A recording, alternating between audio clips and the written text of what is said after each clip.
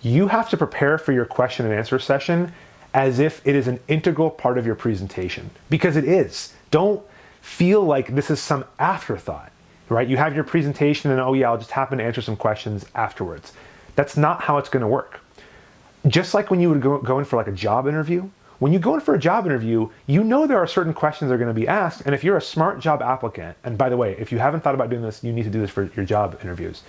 You need to have strong structures for the questions you know you will be asked. You're gonna be asked a question like, tell me about yourself, which isn't a question, but you know that they're gonna ask that question.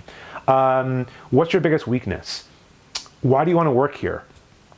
If you don't have something prepared for those, if you don't have an idea, it's a demonstration to them that you really haven't put in the legwork, and they really can't be confident in your ability to be a great employee at that organization. It's the same thing for this kind of assignment, right? If you don't have questions, if you don't have answers prepared for the obvious questions, then what that means is you just prepared a presentation and you had nothing else. The person who's going to look credible and confident and somebody who we can trust, right? A trustworthy person is the person who delivers a presentation, but then has all this other wealth of knowledge and thought about things that go outside the presentation. Imagine like a stream, right? Your presentation is like a stream. You're going to be able to give a much better presentation if you know the lay of the land around the stream, right? And rather than just knowing where the stream goes. And so the same thing happens for your Q&A session. If you're able to kind of answer questions really easily, or at least approach them in ways that demonstrate you've given thought to the answers, then people who are in the audience are going to feel like you are more knowledgeable and that your presentation was more credible. So it's kind of like a credibility test in a sense. So here are some ways that we can prepare. The first thing is that you have to write down some of the questions you're going to be asked. You should ask people to listen to your presentation and then see what their questions are, and you should write some of those questions down and anticipate, right? Anticipate. Don't react to the questions, right? You should know what kind of questions are coming in general. And what you can do is you can write out some answers and take some of that information, and you can make backup slides for this presentation. So you can actually have slides after your main presentation that are predictive or anticipating the kinds of questions you would be asked. And so if you know you're going to be asked about why'd you choose this location, but you didn't have time to go into it in your presentation, have a slide about that, right? And then you can say, yeah, let's talk about that. And then you demonstrate, yeah, I've done some legwork here. I've done the background work that needs to be done. Again, that raises your credibility. You also have to do something that's important in your Q&A session in terms of the way that you deliver your answers. You must validate the people who are asking the question. You can't start your answer with the word but. You can't say something, if somebody says, you choose that location, you could have chosen this one, and you go, but no, that wouldn't have been a good location. It wouldn't have worked.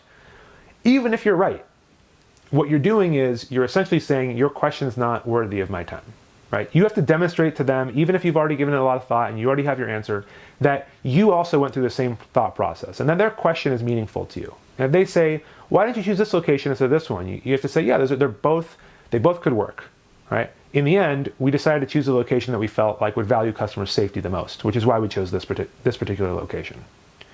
Validate the question, right? Let people know that you appreciate their question. Sometimes it's saying something like, that's a good question, or that's something that I thought about quite a bit, or yeah, that's a real challenge, and here's why I decided to do it this way, right? Acknowledge that the question is worth your time. The next thing you can do, if you feel like you really don't know the answer because it's a question that kind of came out of left field, right? Hey, did you hear about the similar program at the University of Connecticut? And you're like, no, I didn't hear about that. Well, then what you might want to do is say something like, yeah, I appreciate you bringing that up. I don't know much about that. I would envision they would probably do it this way, but I'm going to look into that and get back to you. It's good to admit where your knowledge ends, but demonstrate that you're curious about knowing more, right? Keep in mind that when somebody asks you a question, it's kind of like feedback. And feedback is a gift to you, right? If you look at feedback as criticism and that's it, it's not going to be helpful for you. If you look at people's feedback as a way to learn more about your project or to test your project, which is good. We want to test our ideas. We want to test our proposals. Then that's a positive thing. Now, if you say, well, I don't know, to a question like, how much will this idea cost? Well, that's a problem, right? there are some things you need to know about. You can't say something like, I don't know, to a question where you should have the answer to that question. So what we talked about is being prepared for the questions, validating the people who are asking the questions, or validating the value of the question, and say I don't know, where your limits end, right?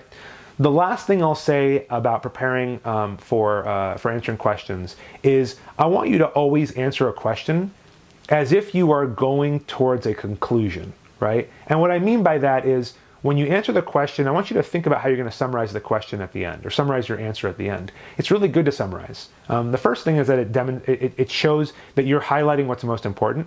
And also, there's something called recency bias, right? The very last thing we hear is likely what's going to stick with us more. So you might, be kind of going through an answer and you don't exactly know what you want to say, but then you say it and you go, and so to summarize, most important things for choosing a location were safety, accessibility, and foot traffic. Okay, so you summarize at the end of your answer, and what that helps people do is understand what your main point was, and also it's really helpful for you in terms of you thinking about what is it that you want to say. Because if you're anticipating the fact that you're going to have to summarize, it kind of helps you summarize, or helps you keep your answer short as you're working on answering your questions. So, to summarize, the 4 things we want to do when we're preparing to answer questions. The first thing is you want to anticipate questions, spend time preparing for the questions and how you'd answer. Second thing, validate when people ask questions. Let them know, this question is worth my time, right? Pay attention to them. Look at them, right? Number 3, it's okay to say I don't know where it's expected that there might be like an end to your knowledge about this subject. That's okay. And 4, do your best to summarize at the end. Because when you do that, if you're thinking about the summaries, you're likely to keep your answers more concise, more tight, and it's going to help you get your main point across. Okay, looking forward to the way that you answer questions. Again, it's part of your presentation. If you think about it that way, you're going to do great.